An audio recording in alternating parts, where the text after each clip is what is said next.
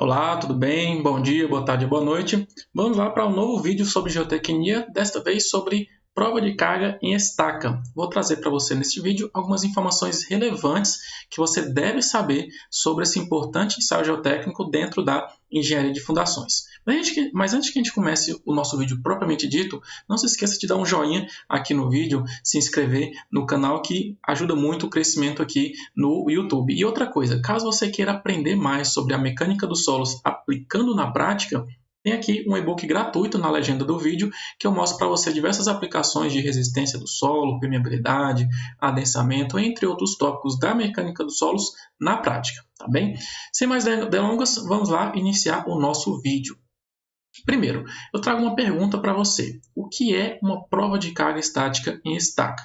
É simples, nada mais é do que a verificação do comportamento em campo de um elemento de fundação por estaca no que tange carga versus recalque. Ok? Essa é a explicação, o conceito do que é uma prova de carga estática em estaca. E aí, depois disso, eu trago outro ponto importante, que é o quê? O método de previsão de capacidade de carga de uma estaca por meio da prova de carga estática é mais preciso que os semi-empíricos nessa previsão da capacidade de carga de uma fundação. E por que isso acontece? A explicação é muito simples, porque nos métodos semi-empíricos, o que a gente tem na formulação nesses métodos empíricos? A gente tem formulações, equações baseadas em correlações essas que são empíricas com resultados de ensaio in situ, como por exemplo SPT, CPE, SPT, esses que são ajustados com PCE. Por exemplo, o método de Alck-Veloso por meio de SPT. Ele pegou diversos resultados de prova de carga estática, ajustou com os resultados de SPT e fez a formulação da sua equação para fazer a previsão da capacidade de carga de uma fundação.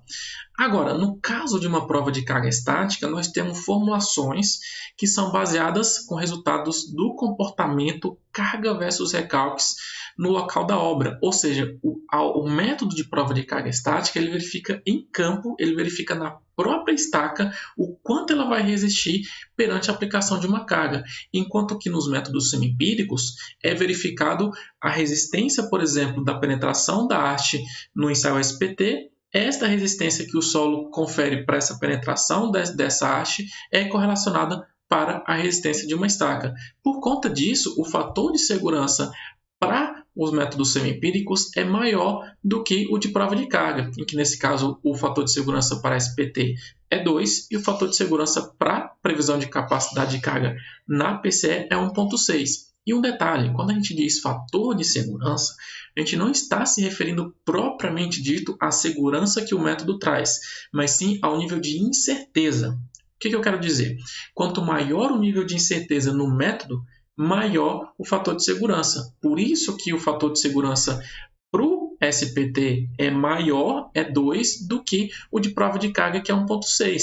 Porque no método SPT é feita uma correlação com a resistência que o solo dá perante a penetração de uma haste no solo, enquanto que no método, a partir de prova de carga, é verificado na própria estaca a sua resistência. Daí o porquê do fator de segurança na PCE, no dimensionamento de uma capacidade de carga por meio da prova de carga, ser menor. Ok? Continuando. Agora eu trago essas duas figuras aqui e faço uma pergunta. Quando executar uma PCE e quando executar um SPT? Essas duas figuras, essa figura da esquerda é uma foto que eu tirei da minha pesquisa de mestrado, que eu realizei no ano de 2016 a 2018, e aqui um ensaio SPT referente a essa obra que eu analisei lá dentro, na cidade de Natal, dentro do campus da UFRN. A questão é, o ensaio SPT a gente tem que fazer sempre, em todo o projeto de fundação, mesmo quando a gente vai fazer o dimensionamento da capacidade de carga das estacas por meio da prova de carga estática. E por que isso acontece? Porque quando a gente vai realizar um ensaio PCE, a gente precisa, antes da execução, verificar qual a carga que vai ser aplicada no ensaio de prova de carga estática. E essa carga máxima, a gente descobre ela, a gente mensura este valor por meio da análise do SPT. De que forma que é feito isso? A gente faz o seguinte, nós temos aqui 3 resultados de prova de carga que foram executadas lá na obra que eu analisei no meu mestrado, e essas 3 provas de carga, ela tem as suas respectivas carga máxima em cada um dos ensaios. Essa curva em cinza, ela tem a carga máxima de 1.950 kN, enquanto que essas outras 2 provas de carga têm como carga máxima 1.200 kN aplicado no ensaio. A questão é, como que a gente verifica o valor máximo a ser aplicado nesses ensaios? A gente verifica da seguinte maneira. Nós temos um ensaio SPT. Este ensaio SPT, ele nos traz a resistência à penetração metro a metro, certo?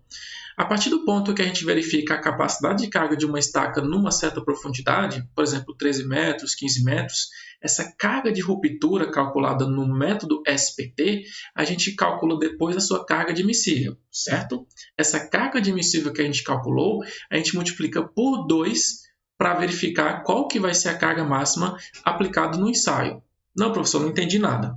Vamos lá nas premissas que a NBR 1122 de 2019 traz para a gente, que é a NBR atualizada. Ela diz o seguinte, no item 6.2.1.2.2, meu Deus, quase não acaba os números, diz o seguinte, resistência determinada por provas de carga estática executadas na fase de elaboração ou adequação do projeto. Diz o seguinte, para que se obtenha a carga admissível ou a força resistente de cálculo de estacas, a partir de prova de carga, é necessário que, entre outras informações, diz o seguinte, as provas de carga sejam levadas até uma carga no mínimo 2 vezes a carga admissível prevista em projeto. Essa carga admissível prevista em projeto foi a carga mensurada por meio do método semi-empírico, como, por exemplo, o de Alck e Veloso por meio de SPT. Entendeu? E aí, a carga máxima aplicada nessas provas de carga, como por exemplo essa que eu analisei na minha pesquisa de mestrado, foi uma carga 2 vezes a carga admissível prevista em projeto por meio do SPT. Entendeu? Então, a gente tem aqui, por exemplo, um resultado de ensaio SPT, aqui, ó, local da obra, campo central do FRN. Este aqui é um resultado típico lá dos ensaios SPT. E detalhe, foram 13 ensaios realizados nesta obra.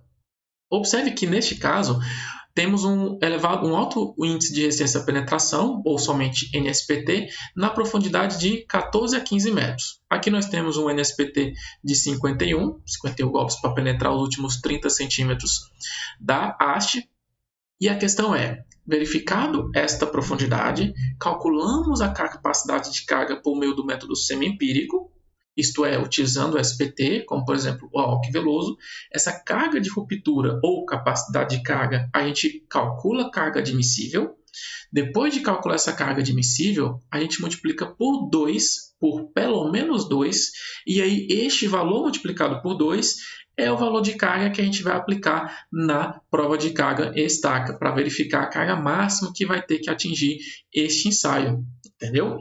E aí, continuando. Agora, atribuições da PCE. Você já sabe agora que a gente pode calcular a capacidade de carga de uma estaca por meio da prova de carga estática, em que neste caso o fator de segurança inclusive é 1,6. Mas a questão é, existem atribuições que uma prova de carga pode dar além do dimensionamento dessa capacidade de carga.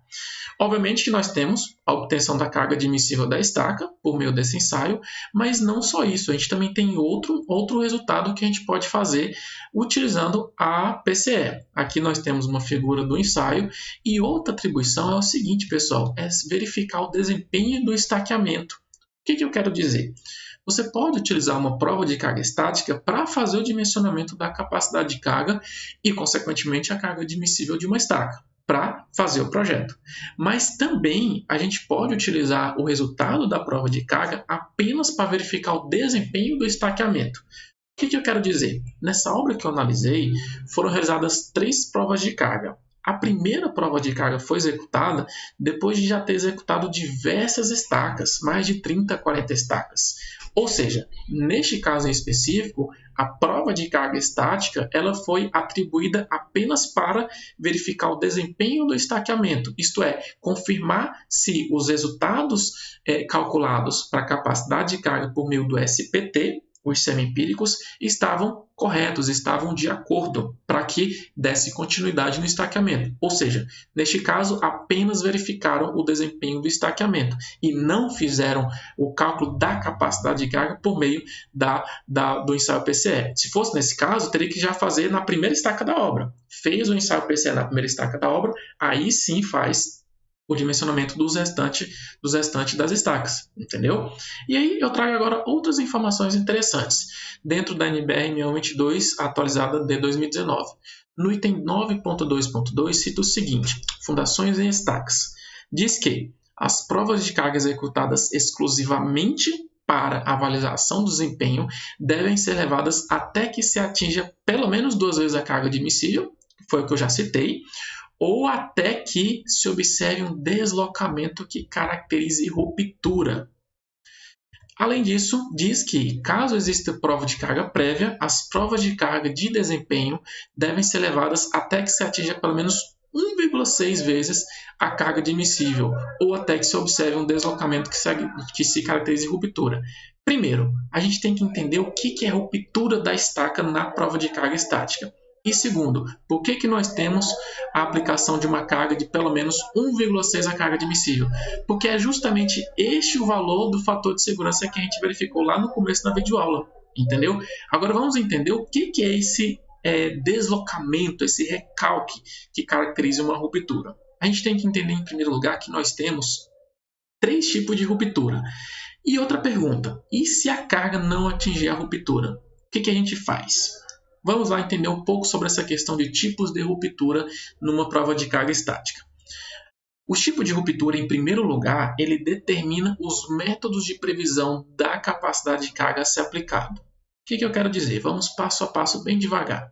Primeiro, nós temos 3 tipos de resultados típicos que podem acontecer numa prova de carga estática. O primeiro é o que foi observado na obra que eu analisei, que são essas 3 provas de carga. O segundo tem este formato, a prova de carga, e o terceiro é esse daqui. Quais as diferenças em cada um deles? Quais as características em cada um deles? Este primeiro, essas 3 provas de carga, que foram os resultados observados na fundação que eu analisei, o que você observa? A gente observa que nos últimos estágios de carregamento, nós temos um segmento linear nos últimos estágios e que não é verticalizado. Observe que nós temos um trecho linear nos últimos carregamentos de estágio em todas as 3 provas de carga e não temos uma verticalização. Neste caso, chamamos de ruptura convencionada. O que é ruptura convencionada? A gente convenciona uma ruptura. Por quê? Porque não foi observada uma ruptura nessas provas de carga. Neste da direita, a gente observa uma completa verticalização da curva carga-recalque. Neste caso, a carga de ruptura ela não é convencionada igual neste caso. Neste caso, a carga de ruptura é o trecho verticalizado da curva carga-recalque. Observe que ela tem a completa verticalização. E essa carga de ruptura é, nesse caso aqui, de 3.000 e pouco, que é o trecho verticalizado. E, por fim, nós temos uma carga uma curva carga-recalque em que nós não temos uma completa verticalização dessa curva carga-recalque. Neste caso, a carga de ruptura é a assíntota dessa curva carga-recalque. E aí, neste caso, a gente pode fazer extrapolações, como, por exemplo, o método de Van der Veen, que eu vou explicar um pouquinho mais sobre esse método no final dessa videoaula. Vamos lá, entendemos agora sobre os tipos de ruptura, entendeu? Vamos agora para a questão de números de prova de carga estática na obra. A gente já entendeu sobre fator de segurança, como que se relaciona uma prova de carga estática e o resultado SPT, os tipos de ruptura. Agora vamos entender o número de prova de carga necessário numa obra. Conforme a NBR 1022 de 2019, o que nós temos? No item 9.2.2.1 cita a quantidade de provas de carga. Vamos lá para essas informações. Diz que executamos prova de carga o valor correspondente a 1% da quantidade de estacas na obra. Como que isso se aplica na prática? Nessa obra que eu analisei no meu mestrado, tinham 253 estacas no total e foram realizadas 3 provas de carga. Por que 3? Porque arredondou para o valor maior, entendeu? E aí, esse 1% corresponde a 2,53. Dessa forma, nós temos 3 provas de carga. E essa tabela que eu trago para você é uma tabela dentro da NBR 1022 de 2019 que cita o seguinte: o tipo da estaca, a coluna A e a coluna B. Vamos entender um pouco sobre isso. Vamos para a coluna B inicialmente. Esta coluna diz número total de estacas da obra a partir do qual serão obrigatórias as provas de carga. Por exemplo, para a estaca pré-moldada, são 100. Madeira e aço também são 100. Para a estaca hélice contínua, que foi a estaca lá da minha obra, 100. Ou seja, ultrapassou 100 estacas, nós temos que fazer pelo menos uma prova de carga. Por quê? 1% da quantidade total. Se nós temos 100 estacas, 1% de 100 é uma estaca. No caso da minha obra, foram 253 estacas, 1% resultou em 3 provas de carga que foram executadas. E aí nós temos a coluna A, que diz o seguinte: tensão de trabalho abaixo do qual não serão obrigatórias provas de carga, desde que o número de estacas da obra seja inferior à coluna B. Então, se a gente tiver um número de estacas menor do que essa coluna B, nós teremos que analisar a tensão, que, por exemplo, é de 7 MPa, essa tensão abaixo da qual não será necessária a prova de carga, entendeu? Então, a gente tem que analisar o número de estacas mínimo e a verificação dessa tensão de trabalho mínima para que não serão obrigatórias as provas de carga numa obra, entendeu? E aí aqui traz outras diversas informações a diversos tipos de estacas e o número de estacas que eu não preciso entrar em detalhe aqui, que você lê lá depois, tá ok? Agora, para finalizar a nossa aula, vou trazer exemplos reais de obras que eu analisei em Natal e Recife sobre tudo o que foi falado nos slides anteriores. Vamos lá. Primeiro, essas duas figuras da esquerda. Essas duas figuras são fotos que eu tirei na obra que eu analisei, que, como eu falei, foram 253 estacas. Estacas essas todas em hélice contínua. E essa da direita é demonstrada uma prova de carga estática realizada pela empresa Solo Santini lá de Recife, em que eu, juntamente com a Isabela, que é uma das engenheiras civis desta empresa, e o Ricardo Severo, meu amigo lá de Natal, engenheiro civil, inclusive é o presidente da ABMS lá do Nordeste, a gente fez um estudo e publicamos um artigo no Cobranseg de 2018. E essas duas da esquerda foi referente à minha dissertação. Neste caso dessas duas figuras da esquerda, o que acontece? Foram 253 estacas, como eu falei. Realizaram 3 provas de carga. No caso dessas 3 provas de carga, elas não foram utilizadas para fazer o dimensionamento da capacidade de carga.